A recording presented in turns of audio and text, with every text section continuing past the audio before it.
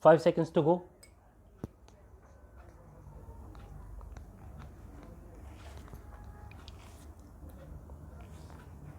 Start.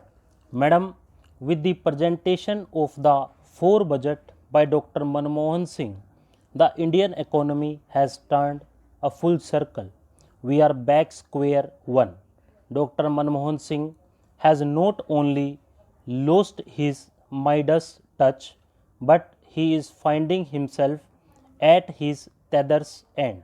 This budget was a sore disappointment for the supporters of the new economic policy, while being a sad confirmation of the world apprehensions of the critics of the new economic policy.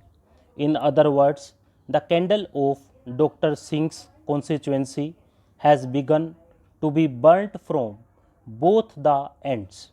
The Economist of London, which has been a great admirer of Sri Manmohan Singh, referring to the budget, said, India goes for broke.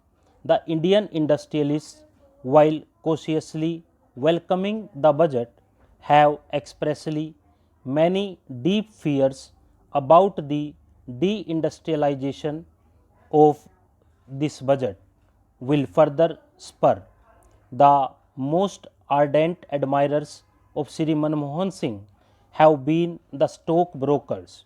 Even they have been disappointed. It has spelt gloom even for the stock market. It has exposed not only the bankruptcy of the government of India's economic position, but also the intellectual insolvency of the liberalization policy which has been dictated to us by the IMF and the World Bank. It has provided a dramatic demonstration of the criticism we have been offering of the new economic policy in the last 3 years.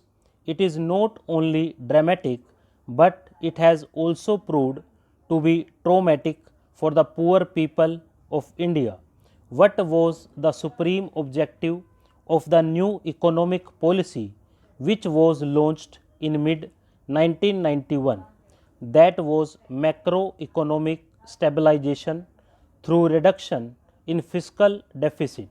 It was in regard to this objective that all the steps which were taken were justified. Where do we find ourselves? Our failure on this very important count has not only been colossal but also criminal. Madam, the targeted fiscal deficit was 4% in 1993-94. In fact, it was 4%. It was later revised upwards and raised to 4%. None of the critics of Sri Manmohan Singh ever anticipated that this deficit would rise to 7%. What are the reasons? The real mischief does not lie in fiscal deficit. The mischief lies in revenue deficit. The revenue deficit in 1990-91 was 2% of our GDP. What is the revenue deficit this year in 1993-94? I am talking of revenue deficit. It was 2% in 1990-91. The Honorable Railway Minister has mentioned about 6 do's and don'ts. He mentions that they are using sniffer dogs wherever they are available. I think if you do not have sniffer dogs in all the railway stations, it is useless to have sniffer dogs in Punjab, because a train can start from Trivandrum or Madras with a time bomb. The clock of a time bomb is programmed not only for 24 hours but also for 365 days. So, a bomb can be placed anywhere in the country. So, the right thing for the railway minister will be to see that there are sniffer dogs in all the railway stations to sniff the RDX. Will they take the help of the state government, the state police to see that the baggage is properly scrutinized and checked at the railway stations? If you go to a railway platform, you find visitors with the passengers. You find vagabonds and beggars also. I don't think that they can check these people for bombs. The minister has mentioned that checking is being done in the coaches and in the washing yards. I have made a suggestion in the past that no person who is not a passenger should be permitted to enter a platform unless he accompanies a handicapped person. Will the railway minister do away with the system of allowing visitors to the platforms because there is no need for this? If you go to foreign countries, you find nobody there except the passengers. The Indian platform is worse than a slum. You find beggars, antisocial elements, and everybody else there. Why does the railway minister not take this into cognizance and stop the issuing of the platform tickets because they are not visitors but they are permanent residents of the platform?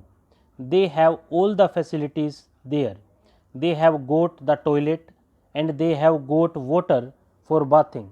They have got catering facilities.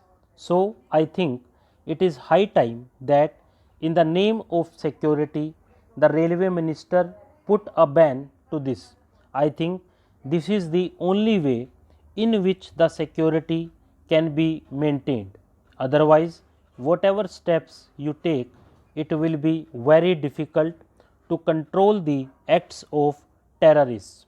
Sir, the Honorable Minister has suspected the Babbar Khalsa. No one has claimed credit for this bomb blast. We have a statement from the Foreign Minister that the Talibans are training Pakistani nationals and that the ISI people are being pumped into the country for terrorist activities. Stop.